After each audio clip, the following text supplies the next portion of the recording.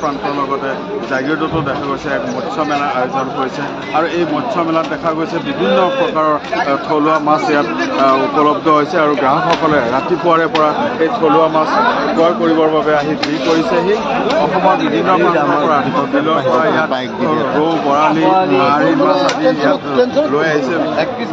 যিসকল মীন পালকসকলে ইয়াত ভোগালী বিহু উপলক্ষে এই মৎস্য মেলালৈ মাছসমূহ লৈ আহিছে আৰু ৰাতিপুৱাৰে পৰা ইয়াত গ্ৰাহকসমূহে আহি এই মাছ ক্ৰয় কৰিবৰ বাবে ভিৰ কৰিছে। যিহেতুকে হেঁপাহৰ ভোগালীৰ আজি উৰুকা আৰু এই উৰুকাৰ ভোগৰ উৰুকা আৰু এই উৰুকা উপলক্ষে বিভিন্ন সামগ্ৰীৰ লগতে মাছ যিহেতুকে এটা ডাঙৰ মাছ এটা ক্ৰয় কৰা সকলোৰে সপোন আৰু সেই ডাঙৰ মাছটো ক্ৰয় কৰিবৰ বাবে ইয়াত জাগিৰোডৰ বিভিন্ন প্ৰান্তৰ পৰা গ্ৰাহকসকল আহি উপস্থিত হৈছে। মোৰ সতীৰ্থ সাংবাদিকে দেখুৱাইছে যে ইয়াত কিদৰে ডাঙৰ ডাঙৰ মাছসমূহ বিভিন্ন মীন পালকসকলে ইয়াত লৈ আহিছে আৰু ইয়াত বিভিন্ন ক্ৰেতা ইয়াত সেই মাছ ক্ৰয় কৰিবলৈ ৰাতিপুৱাই ওলাই আহিছে। প্ৰবল শীতকো নেওচি ইয়াত মাছ ক্ৰয় কৰিবলৈ ওলাই আহিছে আৰু এজন মাছ বিক্ৰেতা আছে। আমি তেওঁৰ পৰা জানিব বিচাৰিছোঁ আজি কেনেকুৱা ধৰণৰ মাছ আপোনালোকে লৈ আহিছে।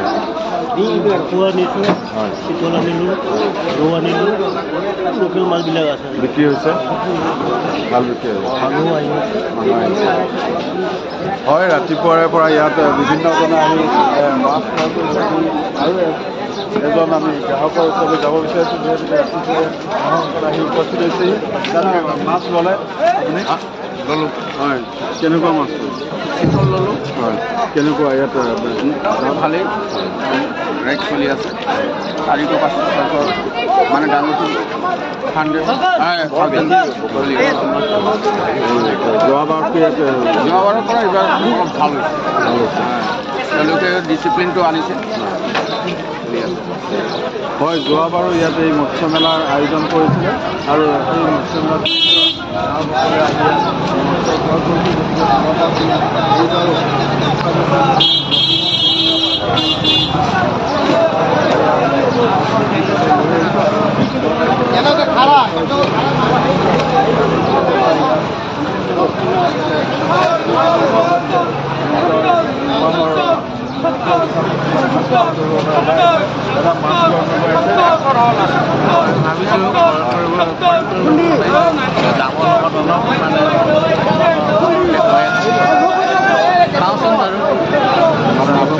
দাম বেছি হৈছে।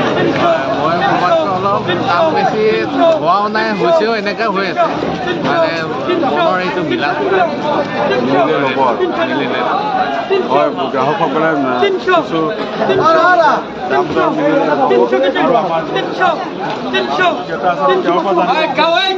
কেনেকুৱা বিক্ৰী হৈছে মাছ? কেনেকুৱা ভাল চলিছে বিজনেছ। হয়, মাছ আহিছে বহুত, মাছ চবে পাব্লিকে পাইছে, আৰামত চলি আছে, দাম কমতে পাইছে। যোৱাবাৰ তুলনাত এবাৰ কিমান? যোৱাবাৰ পৰিমাণ বহুত ভাল হৈছে। ভাল হৈছে। ডাঙৰ ডাঙৰ মাছ ডাঙৰ ডাঙৰ মাছ আহিছে, ৰৌ, পকোৱা, চিতল, গ্লাছ কাপ, আপোনাৰ বৰালি, সব মাছে আছে। বিভিন্ন প্ৰকাৰৰ